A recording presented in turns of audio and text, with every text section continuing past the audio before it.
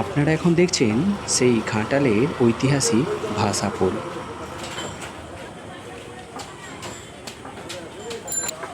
দেখতেই পাচ্ছেন ভাষাপোলটা কতটা উপরের দিকে উঠে আসছে। যত জলের স্তর উপরের দিকে উঠে আসবে এই ভাষাপোল তত উপরের দিকে উঠতে থাকবে।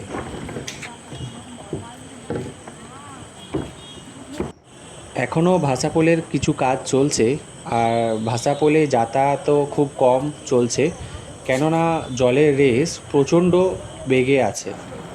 না, আমাদের ঘরের এখানে কোথাও কিছু দেখতে পাইনি।